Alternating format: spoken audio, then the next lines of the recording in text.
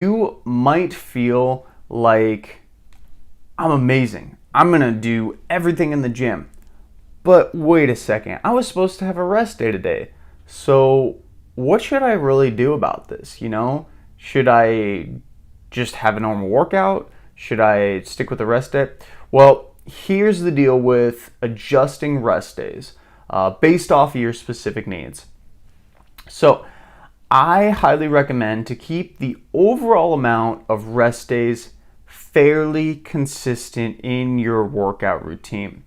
So, for example, most people I recommend to have at least 2 to 4 rest days a week, right? So, kind of however you play this or kind of however you do the rest day is going to be up to you. So maybe you're going to stack them all on top of each other. Maybe you're going to do every other day. It's going to be whatever works the well for your life. Maybe you are extra tired on one day and have a lot of fatigue, so that'd be a good day to obviously add a rest day. Maybe you have family time or a family obligation or like a vacation. And it could be like a three-day mini vacation over the weekend. That would be a great time to plug in 2 of those rest days, 3 of those rest days that you have just into your overall life. Or maybe you have work obligations where you just have to stay later and you're not able to kind of do your normal workouts, right?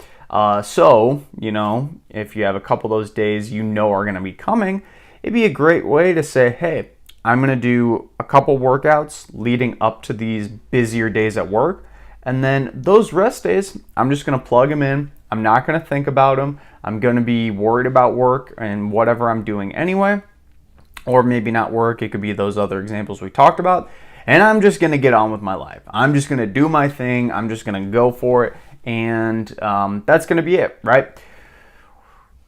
I try to make it for people to not stress out about their workouts, specifically one workout too, and even just 1 week of workouts, because at the end of the day, working out is literally an infinite game where you're doing it for a long period of time. So, if you have a week where you're just, workouts aren't quite as optimal and you need to do your rest days a little different, it's not going to matter at the end of the day because over time, this compounds and we're just building more good days, more good workouts, etc.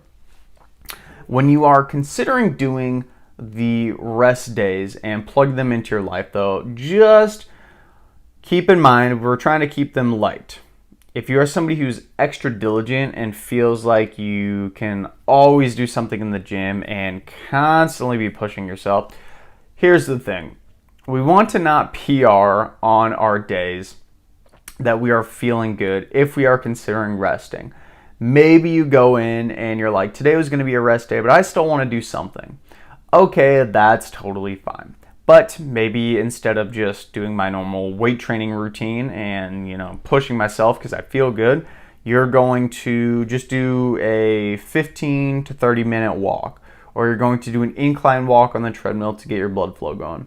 Maybe you'll do a really light, extremely light, I want to preface that, weight training circuit where you are hitting all your muscles, but the weights are basically nothing, so they're not really going to provide much of a stimulus. They're going to more or less kind of just get your blood flowing and get your joints moving through that full range of motion, right?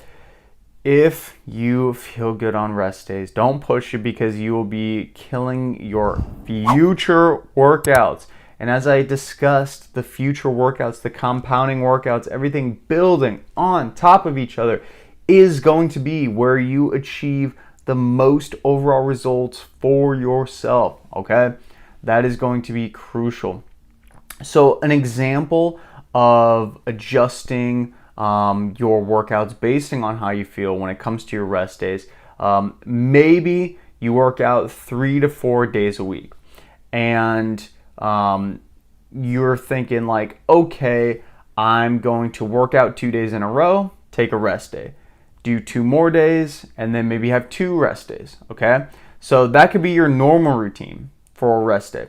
Or you could do like an every other day approach. So you're working out, rest day, working out, rest day. If on one of these days, however, maybe you're doing the 2 days of a workout and then you rest, but maybe on that actual rest day after those 2 workouts, you're feeling amazing and you feel like, I don't want to take a rest day. But you also know that you have some obligations later in the week. This is a great time where you can kind of play with your normal schedule, and maybe you're working out 3 days in a row. And then the next couple days, you need to take 2 complete rest days because you have more family stuff going on. You have more stress in your life going on. And that's great. That is what we're trying to do. We're trying to make these rest days and your overall fitness journey be compatible into your life so it doesn't seem like much of a burden. So remember, of course, finding what works for you, taking more rest when needed is incredibly important and incredibly crucial, because if you don't do that, if you are not taking more rest when it's actually needed, and I need to preface that, just not because you're tired and lazy, right? When you actually need it, when you feel beat and run down, taking that rest will help you for the next workout, which can then help your next workout and have you working out for a long period of time so you're not burning out. Also, lastly, planning for rest days around other life stresses is probably one of the best things that you can do to set yourself up for fitness success long term. I do this a lot. If my brother or family is out of town for something, maybe my brother, he's younger, so maybe he has like a baseball game or something, I would totally be okay with stacking my workouts earlier in the week. So then on the weekend, when I know I might not be able to get to a gym, I'm just going to have maybe 2 to 3 rest days in a row. No, it's not ideal. It's not optimal for me, but what's also not optimal is skipping an entire week of workouts, okay?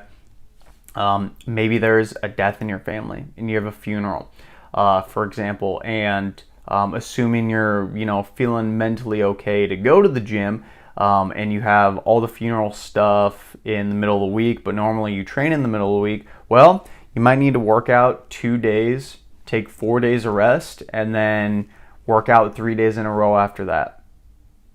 It's not optimal. It's not ideal, but at the end of the day, you're finding something that works for you. Like the video if that gave you some good value and insight into scheduling your rest days and kind of tweaking them to the best of your overall lifestyle.